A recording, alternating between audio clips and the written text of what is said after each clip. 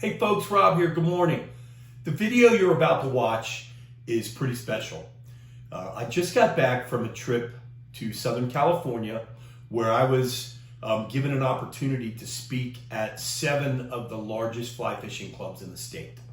This is the presentation that I gave all of the clubs, and it's a culmination of what Rob likes to do these days. Places I like to go fishing, places I still take people, and the end of the presentation highlighted our program in the Amazon jungle.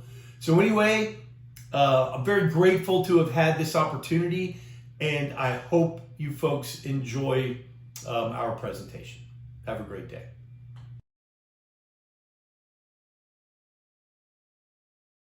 First of all, I want to thank you guys for having me. I've been waiting to do this for quite some time, and I've been pretty excited about it. And I actually put together a brand new presentation leading up to about a couple days before I left to come down here. And, it took me a long time to get this opportunity, and I may not get it again for a while. So you're in for a treat. I can give my Peacock Bass presentation in about a half an hour. So I'm going to show you a few other things as well tonight that I think will pique your interest and we'll have some fun with. So anyway, to give you a little background on me and who the heck I am, I grew up on the East Coast, Northern Virginia, just outside of Washington, D.C. Went to school in North Carolina, and I met a girl in Atlanta, Georgia after I got out of college. And long story short, conned her into leasing a truck and renting a U-Haul and moving across the country to work at a ski resort. And her dad still hates me. But anyway, so we moved to Lake Tahoe and we lived there for 5 years. And I got a job at Heavenly, got my dream, ski bum job. And she got a job at the casino. And we did that for 5 years. I worked at the golf course there in Lake Tahoe in the summer. And then she got a real job in Reno, and we had to move. So we moved to Reno. We bought a house. We were in the middle of moving, and one of the guys that worked with me at the golf course, he's a fly fisherman, calls me and says, "Rob, the PMDs are hatching on the Yuba River. We got to go." I'm like, "I got to move into this house, and we got to go fishing." So I run down to the Yuba River, karma, break my ankle, turn it around backwards, and I've got 9 screws and a metal plate in my right foot still. And that was 25 something years ago. So anyway, I'm learning how to walk again in Reno, and I'm going crazy. So my wife is coming home every day at lunch and getting me and taking me somewhere to get out of the house because I'm going crazy. I can't walk. I'm on crutches. And so I started this routine at the Hilton. I love playing poker. So she'd take me down at noon and I'd play poker until she got off work in the afternoon. She'd come back and pick me up and take me home. So that didn't last too long. So after the poker thing, wore out its welcome, I started hanging out at the fly shop. And about a month after that, I was working there. So that's kind of how all this got, the whole fly fishing thing got started. I think actually I worked at the Reno fly shop for 2 or 3 weeks before the owner knew that I was an employee. Anyway, and the rest I'm going to kind of tell you about as we go along, but just so you have a little idea who I am. When I first started working at the Reno fly shop in 2001, that was kind of the time that websites were just getting going, and little mom and pop stores like the Reno fly shop, we didn't have a website. So we put one together, and not too long after that, we had, our first internet presence there at the shop. At the same time, people were coming into the shop all the time and asking about how to fish Pyramid Lake. And we would sit there in the fly shop and teach them. Why? Because there were no guides at Pyramid. There were 2 guys that were tribal members that did trolling trips, but no fly fishing guides or anything. So I went to the tribe. And how many people in the room have never been to Pyramid Lake? Quite a few. Wow. So Pyramid is 45 minutes from Reno. It's on an Indian reservation. So that's why nobody guided it, because it wasn't a Nevada guide license per se. So I went to a tribal council meeting and worked out a deal with them, and we became the first guides at Pyramid. Well, not too long after that, I built a website to kind of capture the guide clients for the shop.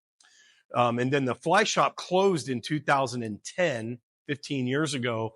And when it did, I kept my part of the business going. I kept guiding, and I took over the travel business and stuff. And anyway, I redesigned the website and included an online store. But the reason I'm telling you this is, if you go to Pyramid Lake, whether you go with me or not, if you're going up there, this website is a great way to get started. There's a lot of good information here. There is a drop down here called trip planning, and on it, there's pages on the weather forecast and the wind conditions, gear and techniques, how to fish the lake, those kind of things. And what we do is, if you've never been to Pyramid, we walk out in the lake in waders and climb on a ladder and stand on a ladder and fish for trout. It's a thing.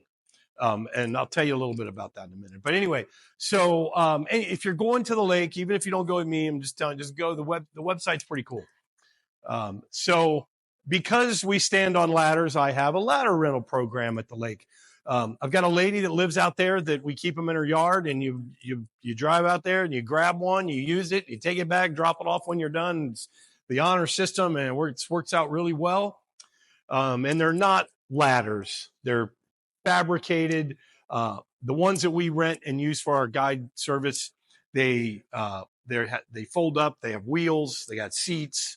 It's comfortable fishing.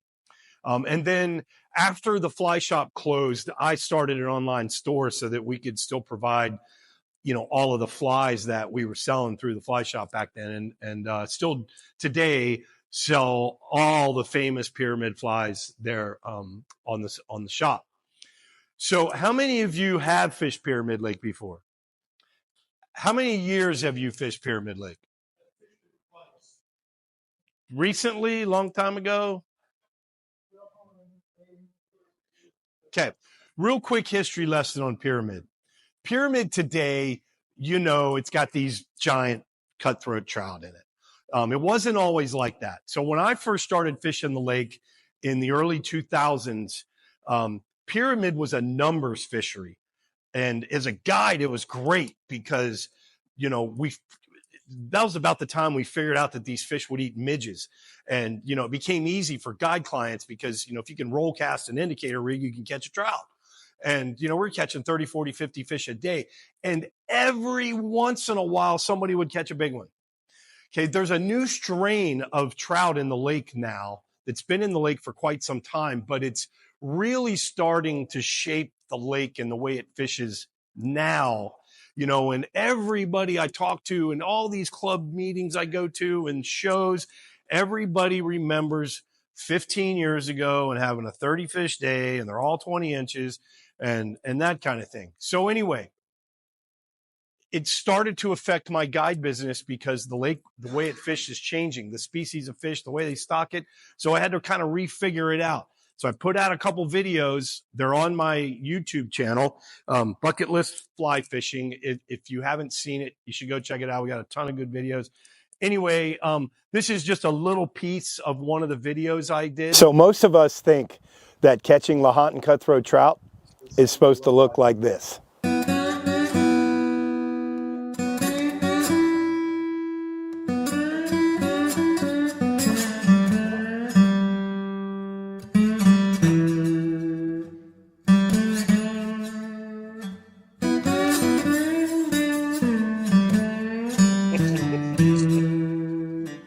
What if I told you that catching giant Lahontan cutthroat trout could also look like this?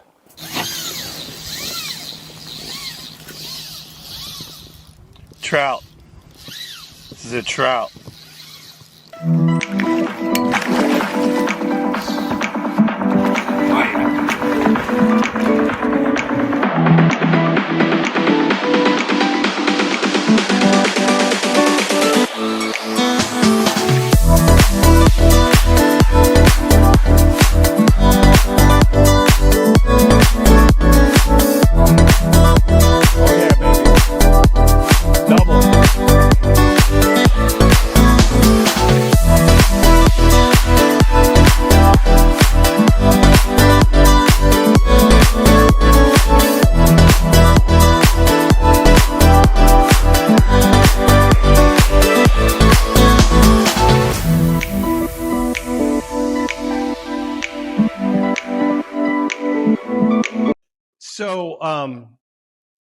I've been giving presentations on Pyramid Lake for 20 years.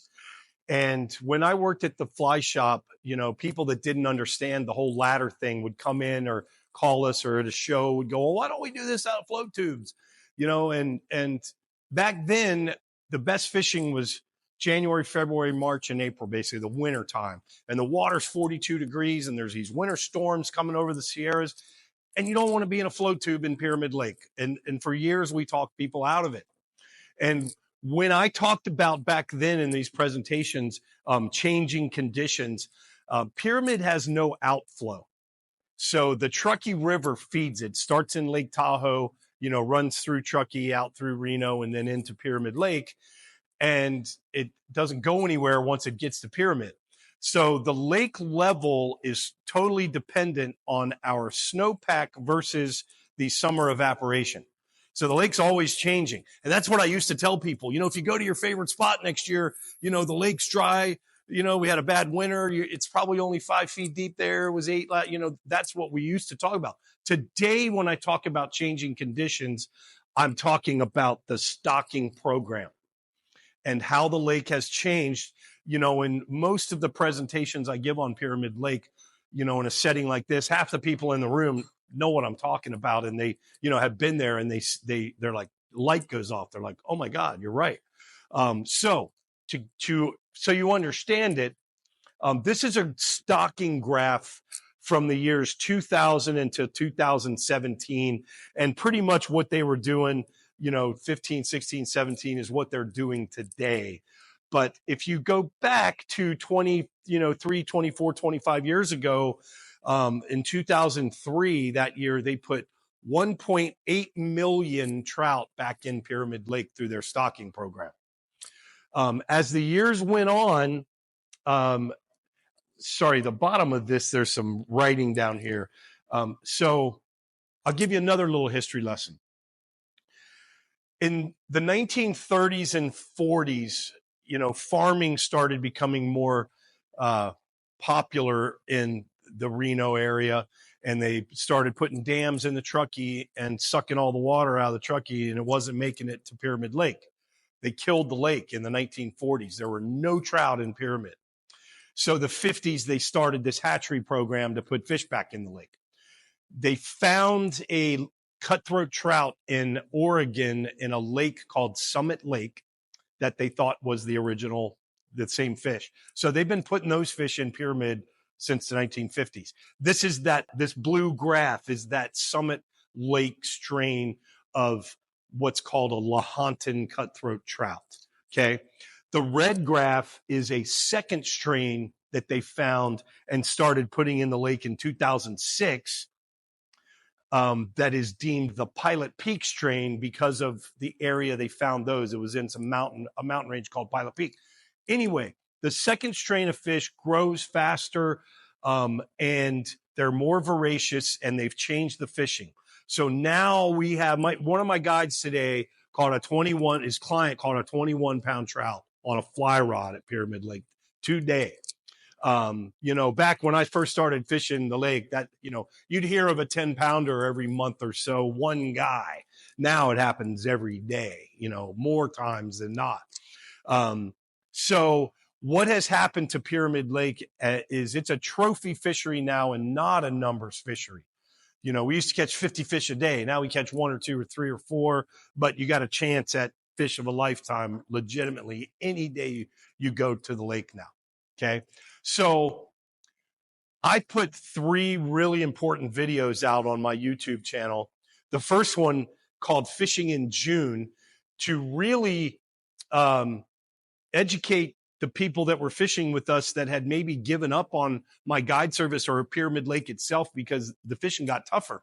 And it's like, hey, we figured it out again. We just got to go in June instead of March, basically, which is what this video was. The second one, Pyramid has a different season. It opens October 1 every year and closes June 30, and is closed July, August, September. The water's too warm in the lake in those months, and they protect the trout. They leave it alone, and the water skiers take over for 3 months, and let them have it. It's fine. So I put out a second video that explains how to fish the lake no matter when you go, October, November, January, whatever. That one's really good. And then the last video, which you just saw a piece of it just now, was just called "We've Been Doing This Wrong," and here's how to fish pyramid these days. The Orange County Fly Fisher Club was my very first kind of liaison, were my guide service at Pyramid Lake. And I did outings with them in March for 17 years. And it fell apart because the fishing fell apart in March. And so what I have done is I've reapproached my old clients and hopefully my new clients and friends. And I've started putting together these outings that I do in October and June now, when we can catch these fish again. So the difference is we do these outings out of float tubes and pontoon boats and kayaks and from the lake now, where before we used to do them. I own more ladders than anybody in Reno. So the Santa Cruz Club, this will be their third June doing, this warmer weather fishing with us. And coming up for this year, I'm starting to put this outing thing back together again. And you guys don't know me very well, but I love to cook. I love to host, and I love to throw parties at fishing locations, basically. And that's what we do really well, like 8 to 12 person groups, where, you come out for a couple days and fish with us, and we take care of you, cater the whole thing, and we catch a bunch of fish. So this is this spring. Where it says public here, I put a couple of these together every June where I fill all the spots. So you can just, call me as an individual and say, Rob, I want to join your outing, come up and fish with us. Or the second way to do it is privately, where you call me and say, Rob, I got 10 guys, we're coming up. This is the dates we want, that sort of thing. And that is kind of why I wanted to talk about Pyramid with you guys a little bit tonight, because this is a really cool, fun thing to do. And you probably have enough interested people to think about putting something like this together. So how it works, it's 2.5 days. So day one, you drive up. You show up sometime in the afternoon. We get you all rigged up, blow up your boat, whatever make sure everything's working. It's warm at Pyramid then. If you have the ability to camp, we stay right on the beach, right where we're fishing, so we can keep all our stuff blown up and put together and, and fish for a couple days right there. And I'm sponsored by Traeger, and we do big barbecues on the beach and everything. So anyway, it's 2.5 days. So the first day you get there set up. If you camp, we set you up there. If not, there's trailers you can rent out there to stay in. And anyway, and then you fish 2 days with us, and we take care of all the food, and it's $350 total for the entire outing per person. So you're not going to find a way to go on a trip like this and learn a lake for less money. I know that. So anyway, this time of year, we are targeting this newer strain of fish, and the average size is nuts. They fight harder in this warmer water, and I love it. As I get older, I like fishing in shorts and t-shirts, and not when it's snowing and I'm pushing the ice out of my guides anymore. So anyway, for Pyramid Lake now, I have a guide service. I have 2 or 3 guides that work for me full time still, and we do these outings. October and June, our guide service and our outings are all float tubing. And November through April, in the winter months, we still do the shoreline guiding and fishing, because the water's just too cold and the fish are in closer, and it's the better way to go. So the other thing that I have found is, yes, sir.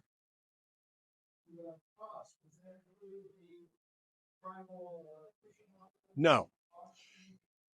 You don't need a launch fee unless you have a regular boat.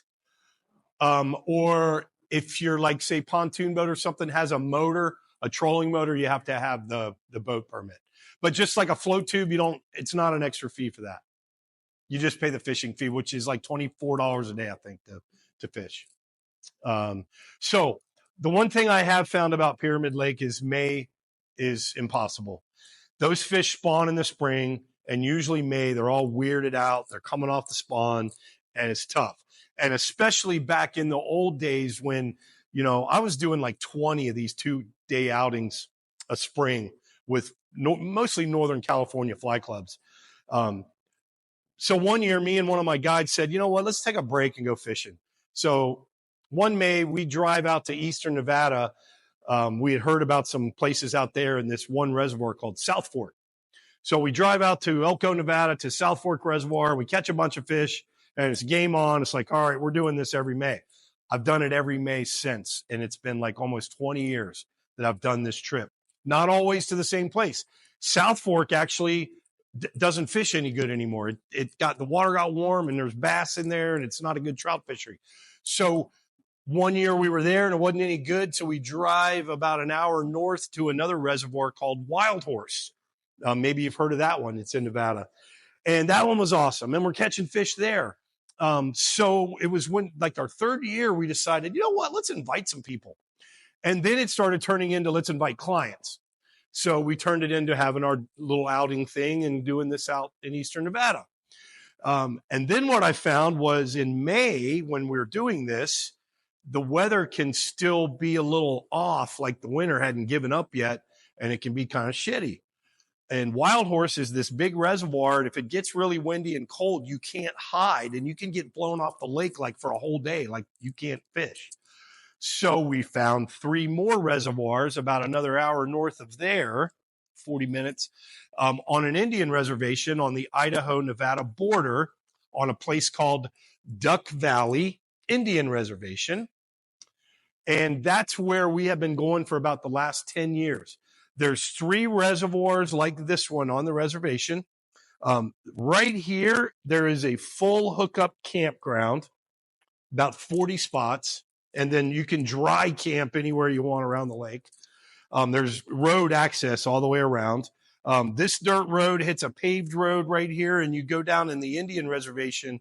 The town is here. There's a grocery store and a gas station, hardware store. I mean, they got conveniences.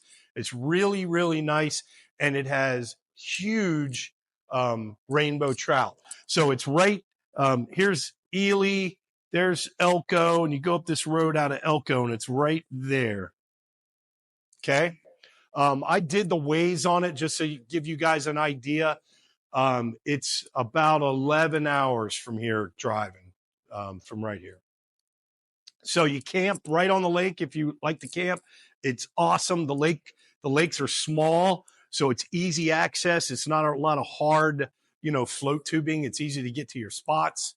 And it's got these beautiful triploid rainbows that Idaho Fish and Game manages for the tribe. So same thing. We do these 2.5-day outings. If you want to come fish with us out there, you can do this on your own too. I just think you'll have more fun if you do it with me. But fully catered, feed you really well while you're there. Again, here's one of our trips last year. The campground's really nice, right on the lake. And here's a short little video. So one of my guides got to go with me last year for the first time, and this is basically me filming him fishing for a couple minutes. It'll tell you everything you need to know. Oh, there he goes.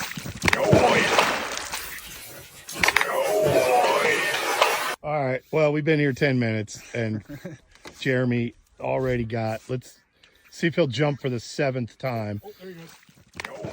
All right. I keep stopping and restarting this video because we can't get this fish in the net. Maybe we got him this time. Oh my Lord. Dude, that thing is huge. That's a 6-pound fish. Well, 5 minutes later. I'm trying. Jeremy, the only reason Jeremy's not going to catch 50 fish today is because it takes him 10 minutes to get each one in. Because he's catching these like 5-pounders. Look, dude, that is huge. Jeez. It's just a one-man wrecking crew.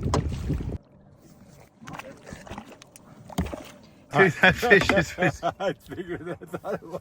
It keeps getting bigger. It's funny in hunting, when you kill an animal with horns and you go look at them, they have something called ground shrinkage. Then they're not as big as you thought they were. It's opposite here. These fish are bigger than we thought they were. This is a legitimate 6-pound fish. All right, so your first trip to Eastern Nevada with me, man. What do you think?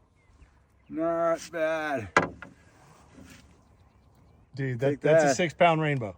Boom. Yep, there he goes.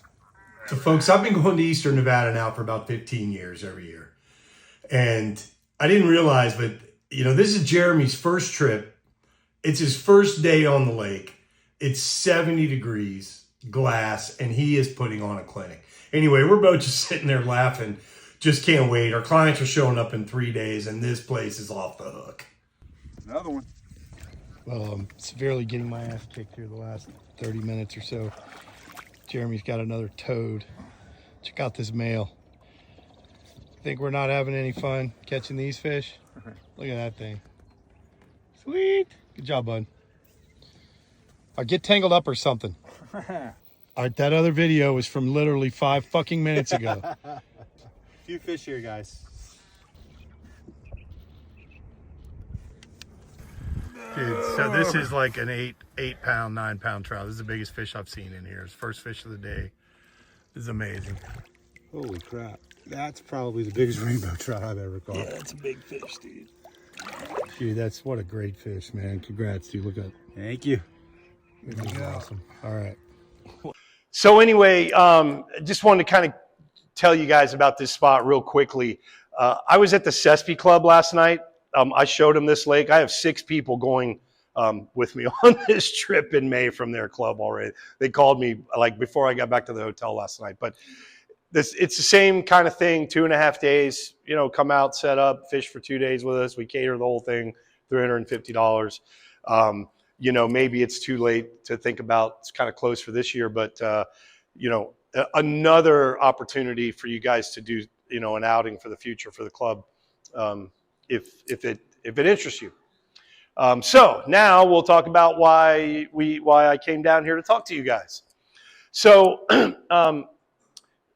dating back to the Reno Fly Shop days, I built the Shop That website, and not too long after that, I get an email from an outfitter in Brazil, and the email basically says, we're an outfitter in the Amazon for peacock bass. It's almost all conventional anglers, and we want to see about fly fishing.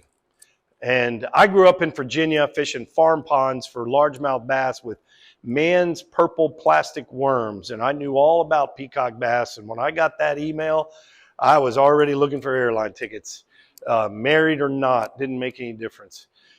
So anyway, myself and a guy that I used to work with at the Reno Fly Shop, maybe a few of you remember him, Andy Burke, went down there for the first time in 2002 and caught a bunch of beautiful big peacock bass. And I've been doing this ever since, 23 years now. Much larger version of myself, I must say there.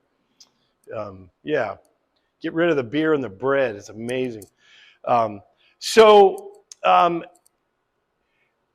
You have no clue what any of these rivers are down there, but what I'm really trying to show you here is that I've been doing this for a long time, and I have. I've been to a lot of rivers. I've been to a lot of outfits.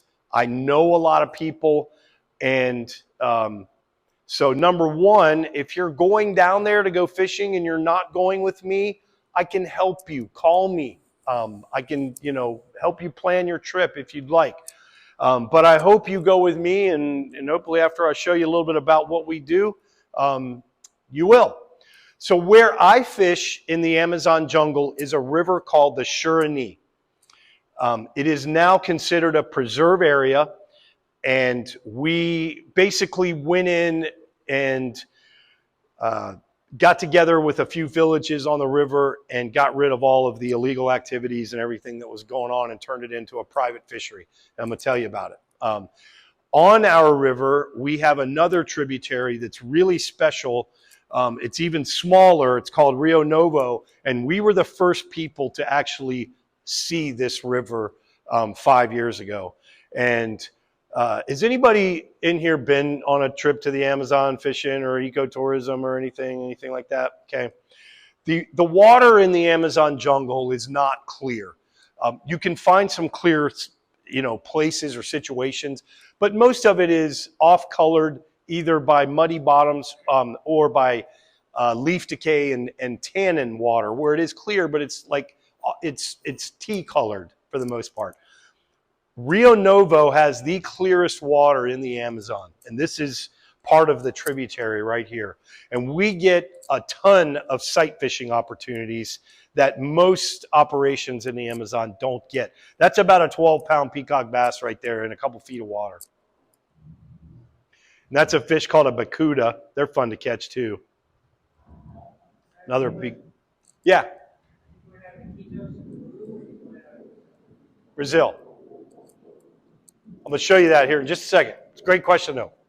So anyway, there's several subspecies of peacock bass. Our river has the largest one, which is called the Asu peacock bass. It's the one with the 3 bars, and the world record is something like 29 or 30 pounds. We have fish, I know, up to 23 pounds because I weighed that fish. So I know we have some really nice fish in our river. And we have a very unique situation. So, little lesson on the Amazon here. You know, it's a rainforest and it rains. And then it doesn't. And then it does again and then it doesn't. So what I'm getting at is, you know, the Amazon, all the rivers and all the water there goes up and down based on how much it's raining or not raining. And there's a high water season usually and a low water season. So when the water is going up, it eventually gets to where it's above the riverbanks and it goes into the jungle. And when that happens, the smallest fish go into the jungle because of all of the food that just became available to them because they can swim in there now. And then the bigger fish go and follow them in, and then the bigger fish, and then the bigger fish, and then the bigger. And eventually all the fish are in the jungle during high water season, and you can't catch them because you can't go in there and cast. So none of the operations have you go during high water. Everybody goes during low. So depending on the river you're fishing or the area of the Amazon that you're going, depends on when your low water season is. Ours is in January and February, and that's when my season is. But not everybody's is.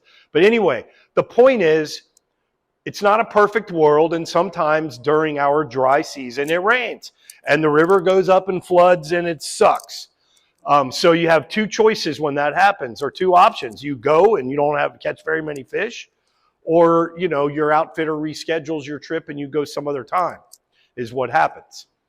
We have what we call a backup plan, and it is a secondary river that requires more water to navigate, and it's not far from our main river. So when my river, the main river, the Surani, is perfect, this river, which is called Labirinto da Tartaruga, is unnavigable. There's not enough water in it to run a boat. When my river is flooded, it affords this river enough water to fish. So our operation, if you're booked a trip with us and we have an off-weather season, 99 times out of 100, you still get to go and don't have to cancel your trip or reschedule it, get new airline tickets, take other time off. You know what I'm talking about. So we're the only people that have this situation down there. And, you know, we jokingly call it the backup plan. If I had to feed my family, this is probably where I'd want to go fishing. It's awesome. And it has a big population of the world's largest freshwater fish, the arapaima. And you can, if you want, you can get opportunities to cast to these fish while you're there. This is the type of fish that makes you kiss your guide. Okay, so this trip in a nutshell, just, you know, kind of back generically speaking, if you're going to go peacock bass fishing, you are going to go to Brazil. You're going to fly from, you know, you guys live in LA or near LA. So LAX, you can go from here to Panama City, Panama, 1 layover, and end up in Manaus, Brazil in about 12 hours. It's really not bad. Okay. Manaus, Brazil is the capital city of the Amazon, and the Amazon is all of this. Okay. So international airport, Manaus has 2.8 million people. You go there. We have you come in a day early to, you know, overcome any travel hiccups along the way. And then, you know, when you get there on time, we take you on a tour of Manaus in the day, you know, while you're waiting to go to camp. So This black water here is a river called the Rio Negro, black water, Portuguese for black water. And this brown water here is a river called the Solimões. These two rivers meet in Manaus. And this is the official start of the Amazon River right here. Now, every country wants their river to be the longest. So if you talk to the locals, the Amazon starts way up there in the mountains in Peru somewhere in a little creek. But this is the official start of the Amazon right here in Manaus. So you can go see that. The fish market is a hoot. It is definitely worth seeing all the crazy fish that are in the Amazon there. It's like the New York Stock Exchange when you walk in there, man. People are throwing fish around and it's crazy. And then we take you over to a place where they raise these giant arapaima and they let you play with them. So they give you a broomstick and a white, like a string that's tied to it, and they tie a minnow, a dead minnow to the base of the string, and you dab it in this little pool, and these 6-foot huge arapaima come up and grab your minnow, and you play tug of war with them until they suck it off. Anyway, it's a really cool precursor to fishing in the jungle for a week. Trust me. And then Manaus, I was telling a couple people earlier, has a lot of history dating back to the rubber boom in the late 1800s. This is where they were going into the jungle and extracting, rubber, the sap from the trees to make tires and stuff back then. And then, when that technology went to Indonesia and everywhere else, Manaus kind of fell apart. Anyway, so getting to the fishing. Just about every outfitter that fishes the Amazon has you start in Manaus, and then they'll take you on either a wheeled plane or a float plane, depending on where you're going to your river. We take you on a float plane to the headwaters of our river. It's about an hour and a half ride from Manaus. It's not far. Okay, so there are 3 ways you can do a trip to the Amazon. The first way is you can stay in a fixed lodge, which is probably the most common way to go on a fishing trip anywhere in the world. You fly somewhere, you go stay in a lodge, and you go fishing, right? So let's go back to what we were talking about a little while ago about the fish going into the jungle and the water going up and down. This happens every time the water levels change. The water goes up, the fish go up. The water goes down. These fish have some kind of, a defense mechanism against drying up. And when the water's starting to get low, they're like, holy cow, we got to get out of here kind of thing. So they go downstream. A fixed lodge, the problem is like my river's 200 miles long. There's a lot of really long rivers in the Amazon. A fixed lodge cannot navigate and get to that entire river in a day. And they're stuck fishing the water around that lodge for their entire season, regardless if they have high water, low water, if the fish are moving up, if fish are moving down, doesn't matter. I've been to this lodge 3 times. The 3rd time I went, they had a really low water year, and the fishing was very tough. We were not in the right place, is what I see now. Okay, to kind of get around that, most of the outfitters in the Amazon have some type of a mothership that you can stay on, and then they'll tow some fishing boats behind it, and you can move around, and see different waters and different tributaries and stuff. Okay, the limiting factor here is, these boats have somewhat of a draft underneath them. They need some water, 4 feet, 5 feet, whatever it is. To kind of put it into perspective, my river on a straight line from Manaus is 120 miles. In that 120-mile stretch, the elevation change of the water is 20 feet. There is no gradient. It's flat. So even during high water season, there's no like fast water or something cutting out a channel or any of that. These rivers are flat. There's no channels. And a boat like this on my tributary can't get within 100 miles of where we're at because of the sandbars and the shallow water in the tributaries. So what we do is we put you in a float plane and we fly you up to where our camp is, up on the headwaters of this river.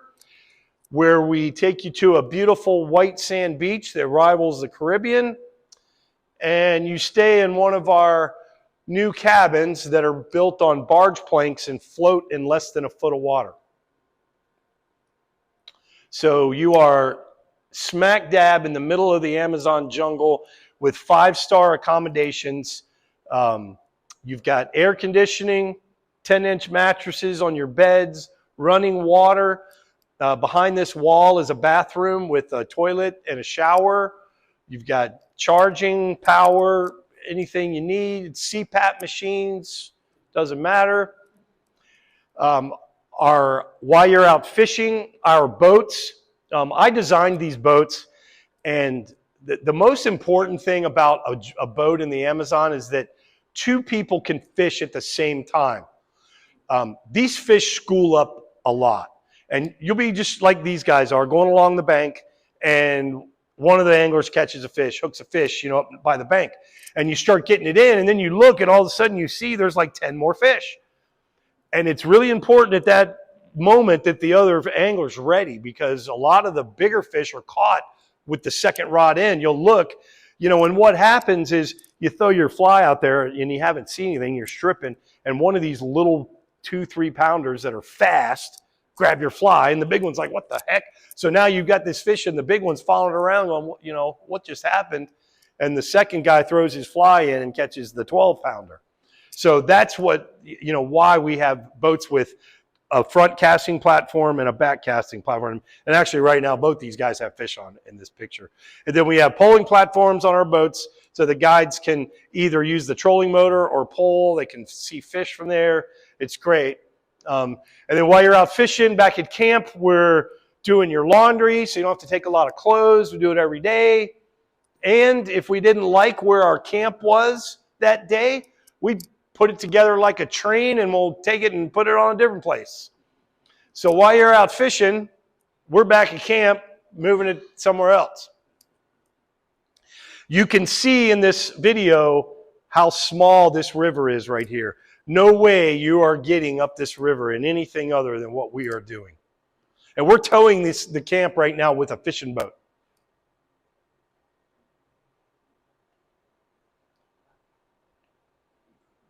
So anyway, we get to where we're going, and we pull it apart and put it on another white sand beach, and that's your new home away from home while you're there.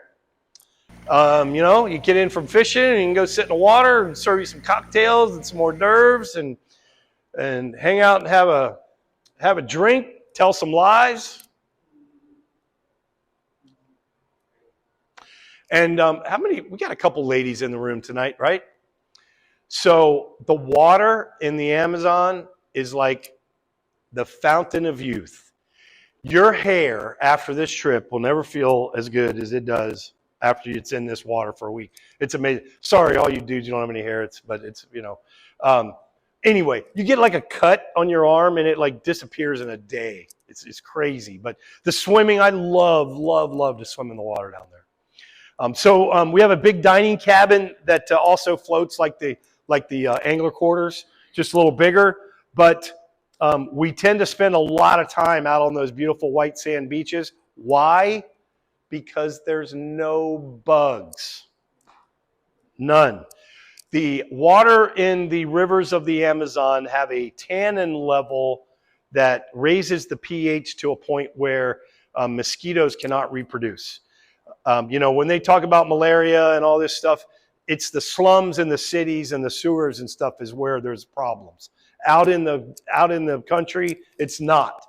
The closer you are to the muddy water rivers, you get little sand fleas. And as fly fishermen, we're supposed to know something about bugs in the bottom and all of that. And the muddy water rivers have muddy bottoms, and they have the habitat that those sand fleas like to live in. Our river is all sand. There's nothing living in the sand. We got nothing. It's occasionally you might see a mayfly hatch or something. But yeah, we spend a ton of time outside. We put videos together about the fishing while you're there that week, and have a really cool camp experience as well. And then the food, somebody here was asking me about the food. So, when I worked at the Reno Fly Shop, I was a booking agent for outfitters in the Amazon. until the shop closed. And then after that, I still was for another 6 years. And really what I was doing was trying to find 7 people, and I would be person number 8, and they would give me a free trip if I could put 8 people together. And I just was feeding my fishing habit for years. And then I needed to make some money doing it. So I made the decision that I wanted to be part owner of this outfit, and I invested some money. Our first season was 2019. So 2018, my partner in Brazil, he asked me, Rob, what do you want to do different? And what I see now and did see then is most of these operations are very generic. They cater to conventional anglers, and they don't understand what snotty ass fly fishermen like to see when they go fishing. Clear water, private, exclusive, short season, the things that make you want to take your wallet out and go fishing. So that was the first thing. I want this. I want to offer everybody the same experience. It's like our guides are boat drivers. They're used to fishing with a guy that can throw a lure 100 yards. They don't even know what the boat position is. Let's work on that. So we trained them. We did all that. And then the food. It's like, oh my God, it's like the same food every day. You put 30 things out like a buffet. So I wanted a menu. So now we do. Every night we serve something different for dinner. And we have amazing food. And I love to cook. So it really made me happy. We eat outside. We do big barbecues on the beach. And we try to imitate the Brazilian steakhouses and serve picanha on the sword tableside. Anyway, and then one day a week or a couple days a week, we'll get together in the middle of the day, get all the anglers together, and we'll cook some peacock bass over an open fire and have fish tacos in the jungle. And by the way, I taught, I think, the whole country of Brazil what a tortilla was. That's like one country to the west. So anyway, but it's pretty fun too. I mean, they got all this beautiful, amazing fish. It's like I need a tortilla and some limes. So anyway, so we do that. You can take a nap in the middle of the day in a hammock. The days are long. You fish for 10 hours. How this all came to be, I was the booking agent thing, and I was seeing different places and all this, and then started talking about having my own, operation. And so we had to go and find one. I had to go find one I liked. So we did some scouting. And the Suriname, where we are now, has the things I was looking for. 200 miles of water, 60 or so lagoons, big fish, privacy, all of those things. So how I found it was in this boat. We went during high water season from the village at the mouth of the river and basically went the 200 miles up to the headwaters of the river, towing a boat and checking everything out. We had a hunting app, GPS, to kind of figure out where we were going. I had a drone, and we took off and marked everything. Pushed boats up little tributaries to see what was up there. And this last year, I came back with all of these are landlocked lagoons that we found with this GPS app and with my drone. That probably 3/4 of them still have never been fished. It just takes forever to get a boat in there and do it. So it's awesome. We still have so much untouched water here. So yeah, I mean, it's just like you think. You get up there and you chop in, you go check it out. We found that we had the Asu peacocks, the big ones in the headwaters. They're spawning there in the main river in the lagoons. There's a lot of them. This is a fish from this past season in January. It's a 21-pounder. We've got tons of these big 3-bar Asu peacock bass. And then, 2019 was when we cut in to go fishing in this tributary Rio Novo. And, we found the clear water. You can see the fish swimming around everywhere. You can get out of the boat and wade fish a ton in this little tributary. It's got the big Asu peacock bass. But there's another subspecies of peacocks called the Orinoco peacock. And we have world record size Orinocos in this tributary. They're about 12 pounds is the world record of this particular species. And we've got a ton of fish between 6 and 10. And, and I've seen them right there around the world record size. But just crazy good sight fishing in this tributary and a lot of big fish. So as far as gear, you want an 8 or a 9 weight rod. And you're going to put an intermediate line on that to fish streamers. And that's going to be your main rod. And then your secondary rod is going to be a 9 or a 10 weight rod with a floating line for poppers, for topwater flies. This is not a gear intensive trip. That's what you need. You need some tippet. You need a pair of pliers. You need a pair of nippers, a pair of sunglasses, and some sunblock. And let's go. It's not a real gear intensive trip. Here's what one of the poppers looks like. You know, we use 2-aught, 3-aught, like 4, 5, 6-inch flies. They're not monsters, but they're fairly big. This is a fly I designed about 15 years ago. They sell it commercially. It's called the Reducer. And then I looked into the best peacock bass fly of all time, which is this one.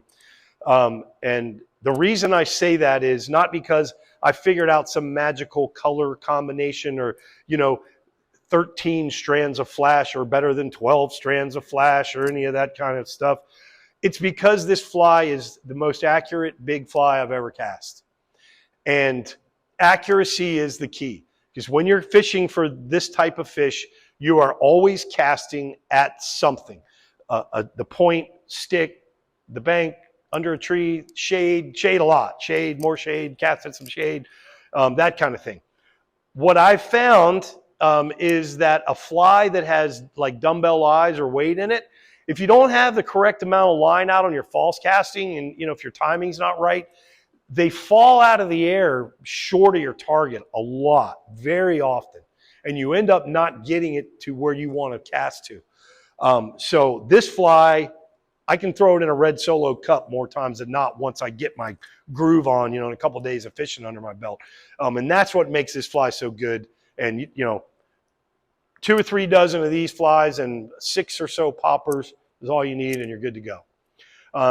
So I always get the question right about now, so Rob, how technical is this? How far do I got to cast? Can I do this trip? How tough is it? Well, if you can make a 20-foot backhanded roll cast, you can catch the largest peacock bass of your life. So this photo here is going to turn into a video in a second. This is my buddy Eldon. He's got a fish on, and there's a bunch of fish following it. Now, you can't tell here, the angle or whatever. I can see everything. I can see the bottom, every fish, everything that's going on right here. And there's a bunch of fish following his fish on the line right here. I've got a 9-weight rod and a monster popper on, and all hell is about to break loose right here. Who let the dogs out? Who let the dogs out? Who let the dogs out? Who let the dogs out? So I'm gonna show it to you again, and this time, if you watch just over in the corner of the video, you can't really see it. You'll see a little splash before I make that cast. I missed that fish. He comes up and kind of half goes for it and doesn't eat it, and I see him, and he's still moving to the right, and all I did was put it where I thought was back out in front of him again, and and made that motion, and he was. So you're going to see right in here, you're going to see a little splash on this, like right there. See, he missed it. So there he is, I'm right back out in front of him. 23-pound peacock bass. My biggest peacock bass ever was this year. So there's about 14 or 15 species of fish that you can catch. And the cool thing is you don't have to do anything different. It's not like, okay, today let's go target a permit. It's not like that. It's like, okay, today let's go fishing, and you catch one, and you go, hey, what's this? So anyway, what do we have? This is a really popular fish to catch down there. It's called an arowana. They spend almost their entire life up in the very top of the water column. So you find them, you're going along the bank, and you're like, oh, let's go. They'll eat poppers. They jump a lot. They're fun to catch. And then you've got Pyara, which are the vampire fish with the two big fangs that come up into their jaw. You find those. There's a couple species of catfish that will eat a fly. The red-tailed catfish, you got to piss them off. You can't blind catch one of these. You gotta shake a fly in their face and they'll suck on it.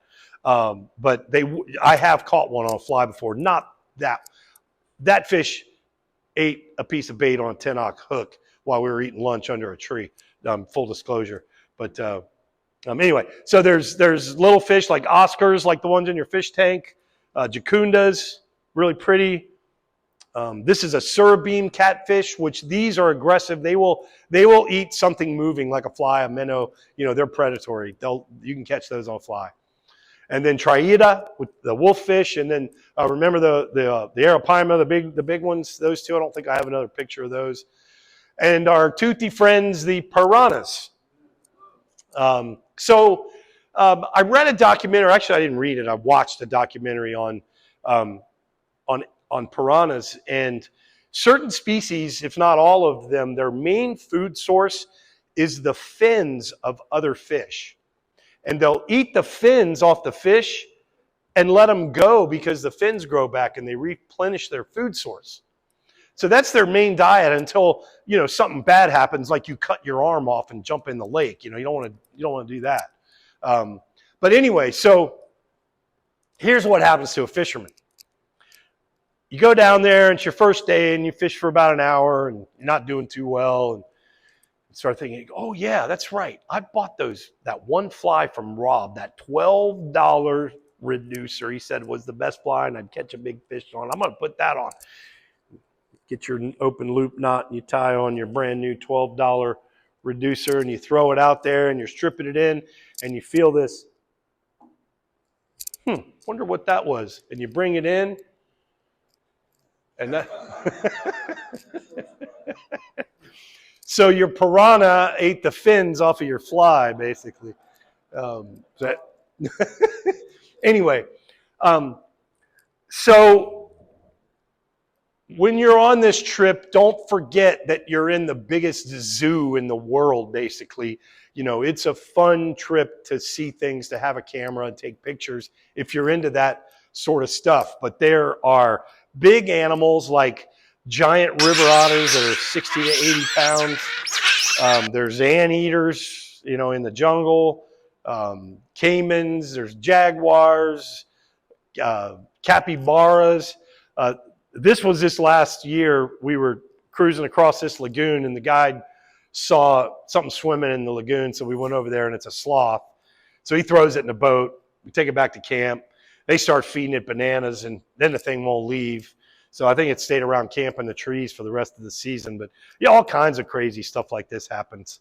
Tapirs, capybaras, and then the bird life, you know, spoonbill stuff. You know, you see stuff in the water, in the sand, in the trees, macaws, toucans, parrots, wood storks, and then two, three different kinds of monkeys. I mean, there's wildlife everywhere. So this is a little highlight reel I put together from our season that we just had. It's a couple minutes long to show you how last season ended up for us.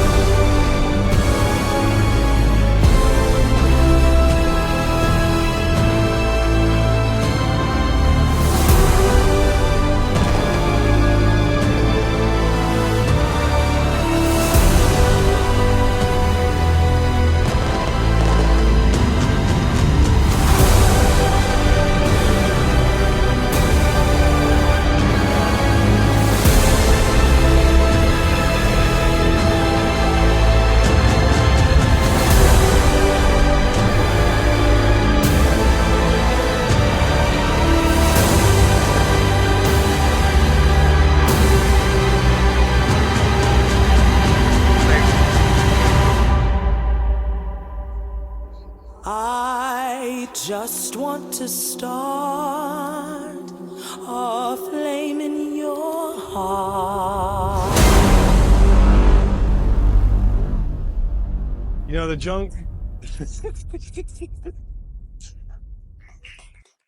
the jungle doesn't look like you think it does. It's a whole lot tamer than it appears.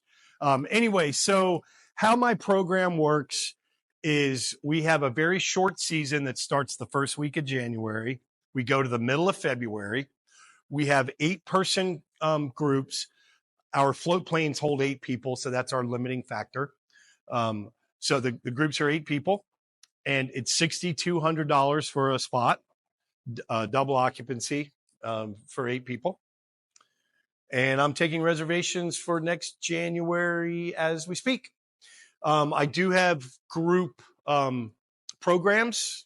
If you guys thought you could put an 8-person group together, or even if you wanted to get together with one of the other clubs or, you know, some other people, you know, basically in a nutshell, how it works is you take 8 people and I charge you for 7, and you can do whatever you want with, you know, the discount. You want to make some money for the club. You want to give everybody a discount, whatever you want to do with it, you know, up to whoever's on your end putting it together.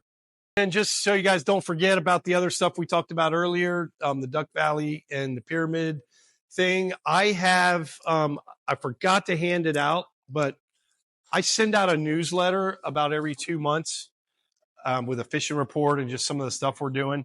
If you would like to, anybody would like to receive my newsletter, give me your email address before you leave, please. I have brochures here as well, if you'd like to have those with my contact information on them. And sir, did you have a question? Did you say? No? Oh. Anyway, thank you guys again so much. I hope I get to come do this again sooner than how long it took me to do it this time.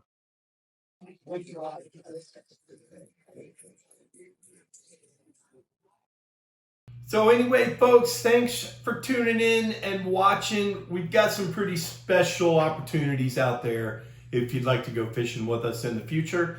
Give us a call, send us a text, write us an email. We'd love to hear from you and what you thought of our video. Anyway, subscribe to our channel. It really helps out for others that might want to see this video as well. And we hope to see you out on the water sometime soon. Take care, everyone.